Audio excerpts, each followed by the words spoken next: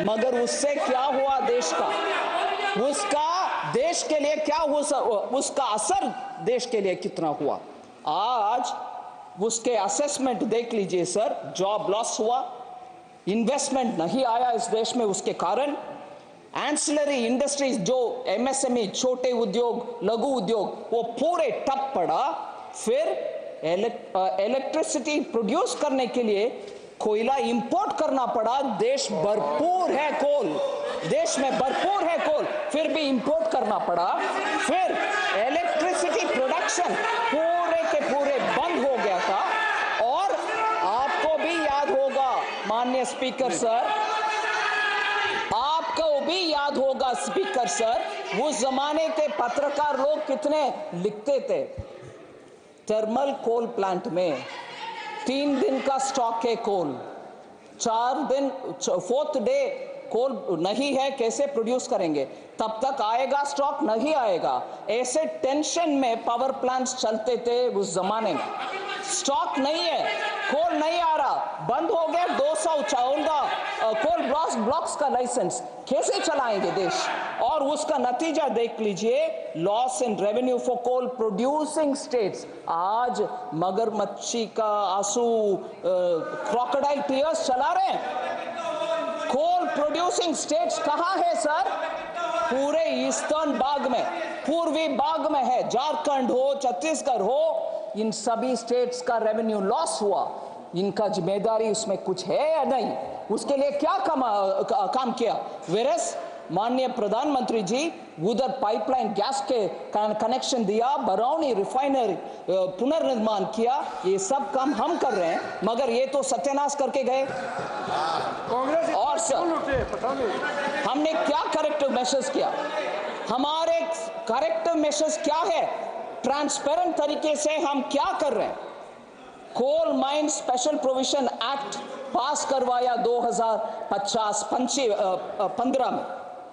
MMDR amendment act 2015 में district mineral fund भी establish हुआ और 100% FDI ओपन करके इन्वेस्टमेंट ऑटोमेटिक रूट में आने के लिए अब हर फैसिलिटेशन किया, जिससे इन्वेस्टमेंट आ रही है। फिर सर, कमर्शियल कोल माइनिंग, क्योंकि भारत देश आत्मनिर्भर रहना है, इसीलिए कोल माइनिंग कमर्शियली करने के लिए ओपन पॉलिसी के द्वारा करवाया। और 9 ट्रांचेस सर, 9 ट्रांचेस उस पॉलिसी के तहत ऑक्शन में 2020 से 9 ट्रांचेस, 9 बार ऑक्शन में कोल ब्लॉक्स का एलोकेशन हुआ, ना कि पीछे के दरवाजे से मेरा भाई, मेरा भतीजा, मेरा बहन, मेरा फैलना को नहीं दिया। सर, आज ये हमको क्रोनी कैपिटलिज्म पे ज्ञान देते हैं, क्रोनी कैपिटलिज्म के ऊपर ये ज्ञान देते हैं हमें। ये भी सोचना चाहिए सर, आपने कोयला को राख बनाया, जो कोयला भारत देश में है उसको राख बनाया। हमने अपने नीतियों के तप से, हमने अपनी नीतियों के तप से कोयले को हीरा बना दिया।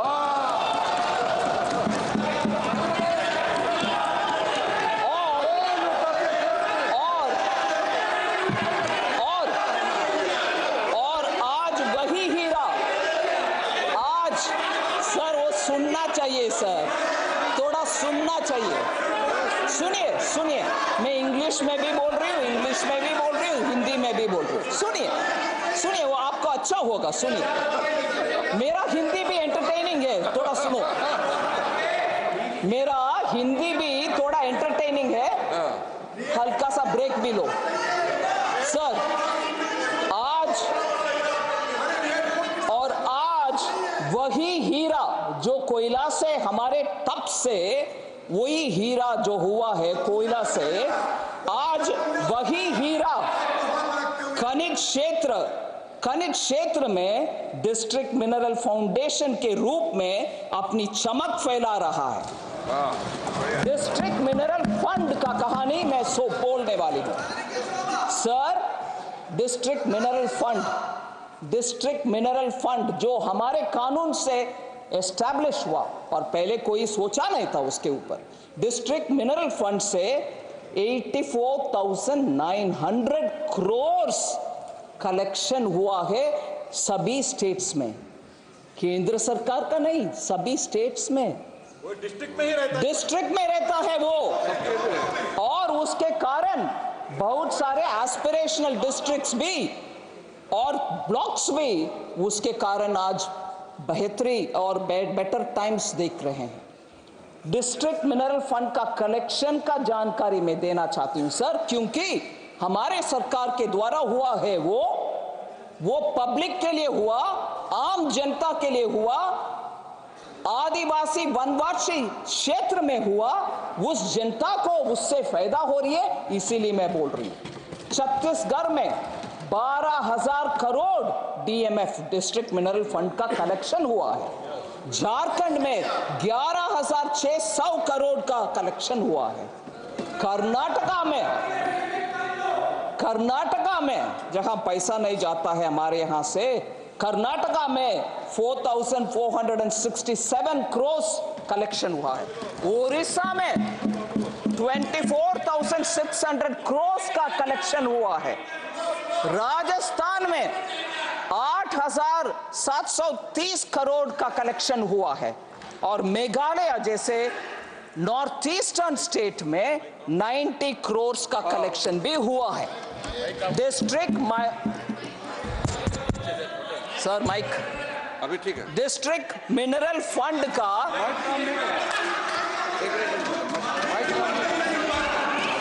डिस्ट्रिक्ट मिनरल फंड सर देख लीजिए, मैं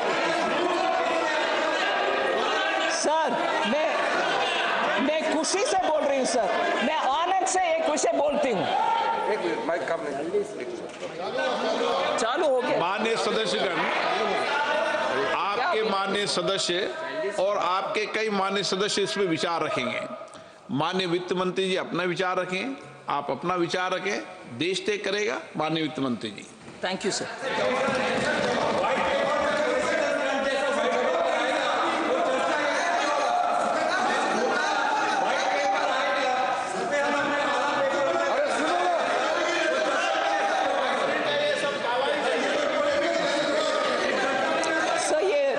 डिस्ट्रिक्ट मिनरल फंड का सर मैं एक विषय जरूर बोल सकती हूँ सर, व्हाइट पेपर नहीं, एक विषय बोल सकती हूँ। कभी भी कांग्रेस विपक्ष में जब बैठे हैं, प्रश्न 1000 उठाते हैं, हम क्षमता से सब्र रख के सुनते हैं, मगर जब हम खड़े होते हैं जवाब देने के लिए, वो या तो भाग लेते हैं वॉकआउट करके, नहीं तो इधर बैठ करके हल्ला करते हैं। They don't have the courtesy to hear replies. I challenge them, if they have the courage, let them sit down here and reply me. बैठ करके जवाब दो, सुनने के बाद जवाब दो, डिस्टर्ब ना करो। और वरिष्ठ युवा और फ्यूचर को बहुत बढ़िया बनाने के लिए जितना पोटेंशियल लोग में है, वो लोग भी ऐसे रोल बनाते हैं अपने आप को कि चिल्लाते रहो, महिला हो, पुरुष हो, प्राइम मिनिस्टर हो, कोई और हो, चिल्लाते रहो, क्योंकि सच्चाई आ रहा है इधर से, सच्चाई हम बोल रहे हैं, सुनेंगे नहीं। ठीक है, मैं बोलती हूं अभी डीएमएफ डिस्ट्रिक्ट मिनरल फंड, ये तरीका है, आपको मौका मिलेगा, प्लीज बैठिए, वित्त मंत्री जी। सर झूठ अनपार्लियामेंट्री है सर, वो तो कम से कम करेक्ट करने दीजिए। झूठ अनपार्लियामेंट्री है सर, करेक्ट करने के लिए बोलिए सर। डिस्ट्रिक्ट मिनरल फंड इतना कलेक्शन के बारे में मैंने बोला, छत्तीसगढ़ में 12,000 करोड़, झारखंड में 11,600 करोड़, कर्नाटक में 4,467 करोड़, उड़ीसा 24,600 करोड़, राजस्थान 8,730 करोड़, मेघालय 90 करोड़। ये सब से क्या फायदा हो रही है ग्राउंड में, ये भी हम समझना चाहिए। डिस्ट्रिक्ट मिनरल फंड से क्योंझार उड़ीसा में डिजिटल डिस्पेंसरी उड़ीसा में बनाया गया।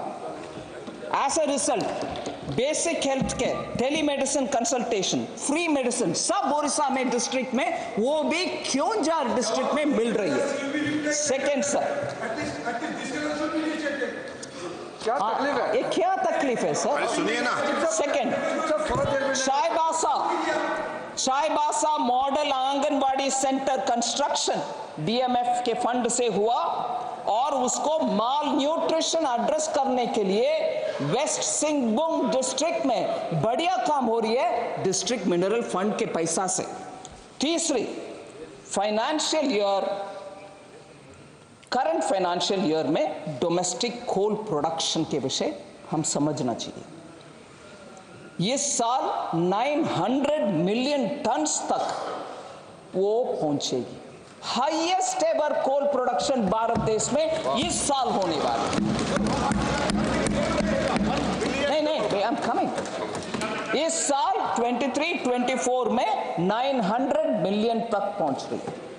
आने वाले साल में वो 1 बिलियन तक पहुंच रही है। 1 बिलियन टन्स सर।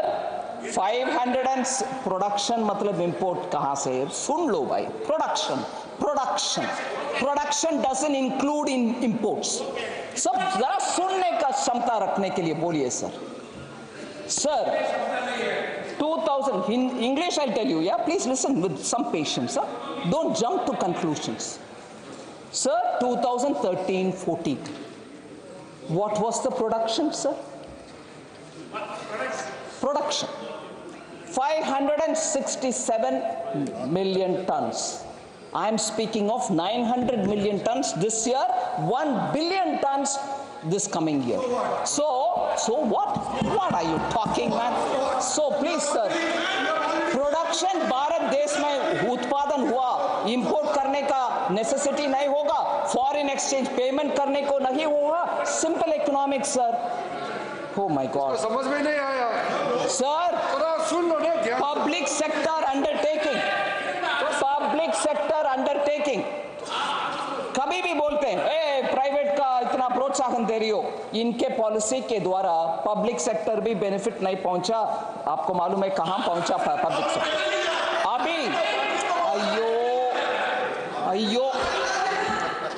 अयो please listen sir. PSU coal production, Coal India public sector undertaking है sir. Public sector undertaking Coal India. Sir ये क्या हो रही है सर? ये क्या हो रही है सर? बैठिए। What is going on? Please बैठिए सर। प्लीज। सुनो भाई, सुनो आदिर रंजन जी, प्लीज सुनो भाई, सुनो sir. Public sector undertaking Coal India limited 2013-14 में से लेकर के 2013-14 से लेकर के आज तक और 22-23 तक कैपिटल एक्सपेंडिचर उनके द्वारा जो हुआ 4.3 टाइम्स हुआ है उससे पहले के जमाने से तुलने में। So public sector undertaking is also prospering, is also additionally investing, is also producing. ये जितना भी चल रहा है प्राइवेट सेक्टर के ऊपर, सर ये झूठ क्या है सर? पार्लियामेंट्री है क्या? Please remove that, remove, expense करिए। ये झूठ क्या चीज है sir? I go to the next sir. दूसरा एक और एग्जाम्पल करती हूं सर। इनको सह नहीं पा रहे हैं कि इतना सच्चाई आ रही है उनके सरकार के कार्यकाल के ऊपर, इसीलिए इतना चिल्लाना, क्योंकि और उनके पूर्व अध्यक्ष भी बैठे हैं, उनको इंप्रेस करना है। मैडम हम डिफेंड कर रहे हैं हमारी पार्टी को, गलत बयान दे रहे हैं, झूठ उपयोग यही कर रहे हैं सर। बैंक्स के कहानी में जरूर बोलना चाहती, बैंक्स के कहानी में जरूर बोलना चाहती, और और इसमें व्हाइट पेपर में जितने भी है उसमें मैं एक विषय मानती हूं, एक चरित्र है कांग्रेस पार्टी का बैंकों के खिलवाड़ करने के लिए। सुनो, चरित्र है that they constantly misuse their powers and play with the banks. Nationalise हमने ही किया बोलते हैं, मगर मैं बोलती हूं 3 उदाहरण। स्टेट बैंक ऑफ इंडिया का 1976 में श्री R.K. तलवार जी होते थे एक चेयरमैन, बहुत बड़ा रिस्पेक्टेड चेयरमैन था बैंक में, ठीक है सर। वो उनके इमरजेंसी के टाइम में क्योंकि उनके पसंदीदा एक पार्टी को लोन नहीं दिया, उसके कारण उनको सीबीआई के द्वारा इतना सताए। और के तलवार एकदम इंटीग्रिटी के साथ क्लीन व्यक्ति था, स्टेट बैंक ऑफ इंडिया के चेयरमैन रहते थे, एकदम क्लीन एंड इंटीग्रिटी में हाई होने वाले इस व्यक्ति को क्योंकि उनके कोई रिश्तेदार या दोस्त को लोन नहीं दिया, उनको सीबीआई के द्वारा इन्वेस्टिगेशन करके फिर they wanted to somehow remove him, हटा भी दिया उनको। नगरवाला क्योंकि नहीं, ये नगरवाला नहीं है, ये एसबीआई का एक R.K. तलवार का स्टोरी है 1976। उससे पहले 1950 का स्टोरी लीजिए, मुंद्रा स्कैम। उसमें हरिदास मुंद्रा जी एक कलकत्ता बेस्ड इंडस्ट्रियलिस्ट थे, उसको उनके कंपनी में LIC के द्वारा लोन, LIC के द्वारा इन्वेस्टमेंट करने के लिए था। I am coming madam, I will come to speak on the white paper, of course I will do, ठीक है सर। LIC इन्वेस्टमेंट कमेटी को इन्फ्लुएंस करके तब के 1950 में 1.26 करोड़ शेयर्स, वो डूबने वाले कंपनी में LIC के पैसा 1.26 करोड़ डलवा दिया। उसके कारण जब वो स्कैम बाहर आया, उस समय के फाइनेंस मिनिस्टर को बलि का बकरा बना करके हटा दिया, T.T. कृष्णमाचारी जी को बलि का बकरा हुआ वो फाइनेंस मिनिस्टर, ठीक है जी। और ये चरित्र हम मन में रखना चाहिए, ये चरित्र कांग्रेस पार्टी का हम मन में रखना चाहिए। फिर मैं बोल रही हूं सर, 2004 से लेकर 14 तक फोन बैंकिंग जो व्हाइट पेपर में बाग है उसमें अंग है, ये बाकी सब नहीं है। व्हाइट पेपर के ऊपर बात करने के लिए रिक्वेस्ट आ रही है, मैं बात कर रही हूं व्हाइट पेपर में। फोन बैंकिंग के ऊपर फोन घुमाओ लोन पाओ, यही था एडवर्टाइजमेंट यूपीए का, पेपर में नहीं आया, मगर फोन घुमाओ लोन पाओ वही हुआ उस समय। सिफारिशों के सौगात से ही एनपीए संकट शुरू हुआ। एनपीए के संकट उससे ही शुरू हुआ, और कोलैटरल भी नहीं था या आधा कोलैटरल दे करके पूरे लोन लिया।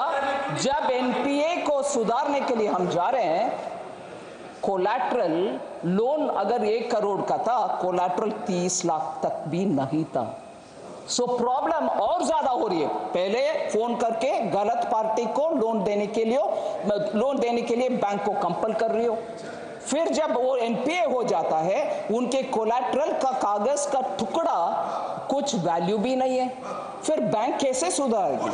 सो दिस इज द कहानी ऑफ फोन बैंकिंग जो उस समय हुआ, और उसका इम्प्लीकेशंस मैं बोल रही हूँ सर, उसका असर क्या हुआ बैंकिंग में, इंडियन इकोनॉमी में, कंपनीज का असर मैं बोल रही हूँ। Gross non performing asset ratio in public sector banks increased by 12.3% in 2013 itself। उस समय ही 12.3% इंक्रीज हुआ gross NPA. Gross NPA, oh sir, gross NPA in public sector banks 2009 2% था, 2.2% था, वो बढ़ करके 14% तक गया, 4.4% तक गया. Sir, return on assets for public sector banks fell from 0.97% to 0.5% between 9-10 to 13-14. Cost of funds, cost of deposits सब increase हो गया था. बैंक्स ने लोन देने के काम को बंद करके बैठे क्योंकि उनसे आगे हो नहीं पा रहा था. No recognition of bad loans हो गया, आपको उसी समय पता चला, मगर बैंक बैड लोन को रिकग्नाइज तक नहीं किया और एवरग्रीनिंग भी हुआ. या but I have to set the context माननीय मंत्री जी.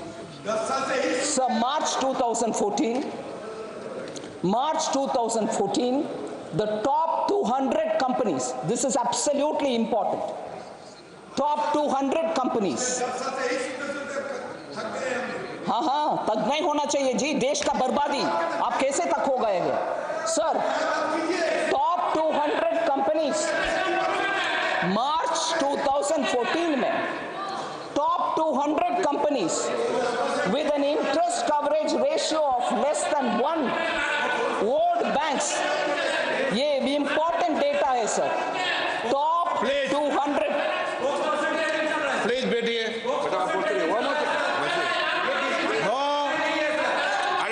टॉप 200 कंपनीज, ये तरीका ठीक नहीं है. टॉप 200 कंपनीज कितना बाकी रखा बैंकों को सर, ये नंबर सुनना चाहिए वो लोग. Top 200 companies in March 2014 owed about 8.6 lakh crores to the banks. Bank को बकाया 8.6 lakh crores था. Nearly 44% of those loans were yet to be recognized as problem assets. Problem asset का पहचान तक नहीं हुआ उस समय. हमने क्या किया, 4 शब्दों कह करके मैं बैठ जाता.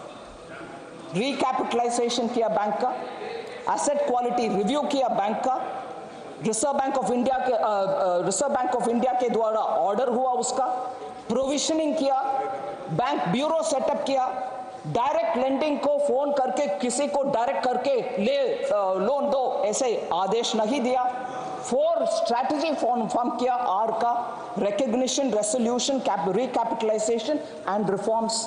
आईबीसी कानून ले आया जिससे जल्दी जल्दी निपट लें केसेस को और बैंक को पैसा वापस दें. मर्जर ऑफ बैंक्स बनाया, बैंक को मर्ज किया, फिर professional boards and independent directors को अपॉइंट किया. उसका असर क्या है, हमारी इतने सारे स्टेप्स का कारण क्या हुआ, ये भी है व्हाइट पेपर में. इतना मेहनत करके ये सब करके आज उसका अच्छा रिजल्ट हम देख रहे हैं. क्या अच्छा result sir? Decline in the gross NPA ratio to a multi-year low of 3.2%. NPA ratio कम होकर के 3.2% आया. Profitability of PSBs, public sector bank के profitability increased from 37,000 crores to 1.08 lakh crores. Public sector banks आज कमा रहे profit.